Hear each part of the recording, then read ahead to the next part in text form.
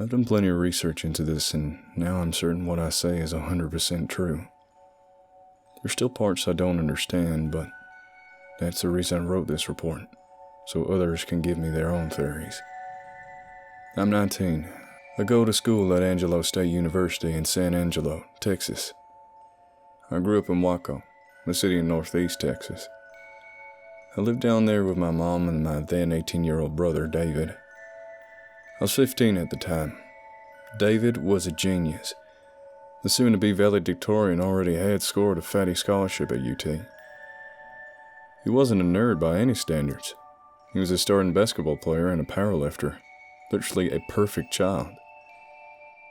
Anyways, the Smithsonian Society, or one of the national honor things, had a trip for seniors that year to send 50 lucky young brain children to Brazil to study plant life. Most people would kill not to go on a trip that consisted of putting leaves in beakers, but David went apeshit and begged Mom to go. It was probably 3 weeks when he was gone. He left during Christmas break and actually missed the holidays that year, but he loved it.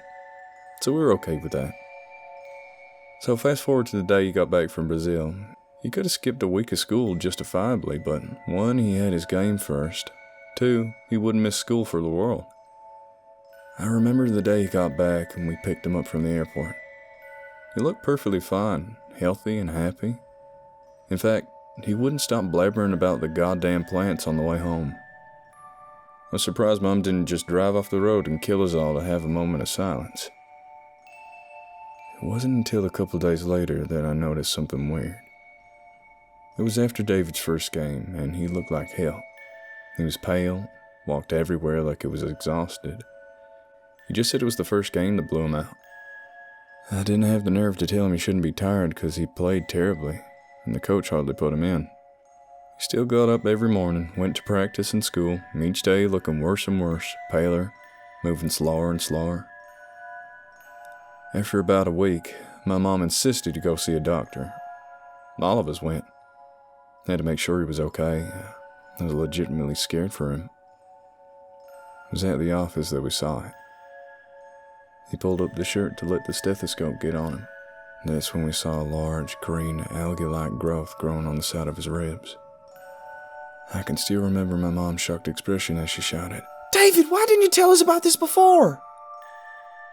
His only explanation was a blank expression for a whole minute, even after Mom yelled at him over and over for an answer. Eventually, he managed. "You told me not to tell."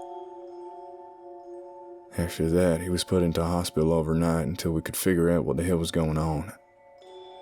It was probably a whole month that he lay in that hospital. I visited him every day as soon as I got out of school. I could describe each visit, but frankly, they were bland and he said nothing. Ever. It was on February 2nd, 2008 that it happened. I was laying in bed listening to some music, a typical nightly routine before I went to sleep. I felt kinda hungry, and I got up and crept downstairs in hopes of snatching a midnight snack of some kind. It was at least 1 a.m. and I was tired. My half-blurred vision led me to the refrigerator. I remember hearing footsteps. "Mom!" Oh, crap. I quickly but quietly tiptoed behind the wall where I shouldn't be visible. Then I heard something. Words that will haunt me forever. David's voice whispering angrily at no one. No, I won't do it. I'm not ready to die." Eventually his argument with the non-existent voice grew louder until he was nearly yelling. "No, I won't. I won't!" Eventually I grew the balls to peek around the corner. "David?"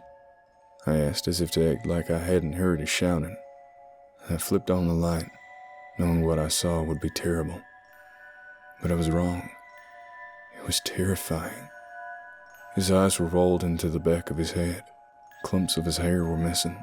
He had scratch marks all over his body from where he had apparently been clawing himself. David looked around, apparently now blind from his condition. "David? It's me, your brother." David looked around and replied softly, just when I was certain of what he said. Goodbye. Suddenly his whole body lost control as if he had been tased. His arms flailed for a moment, and he fell over, cracking his head on our dinner table.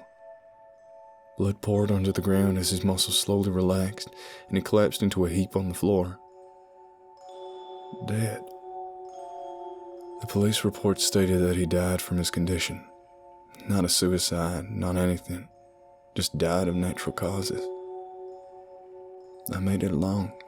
No one believed me when I told them what I saw, so I quickly stopped telling people.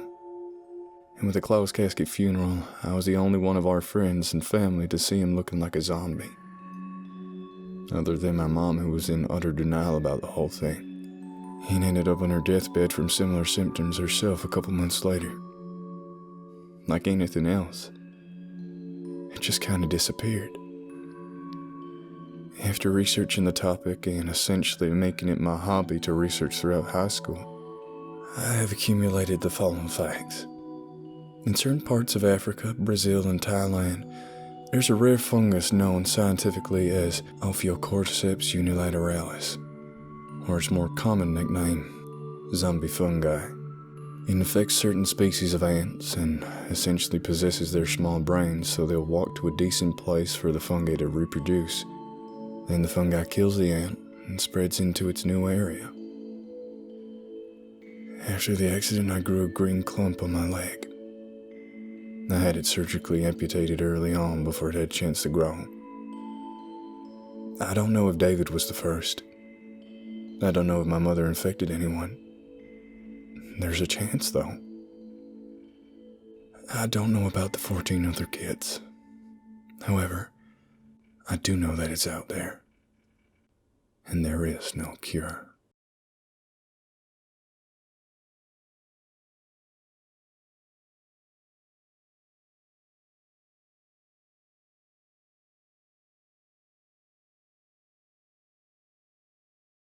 If you like this video, please consider subscribing.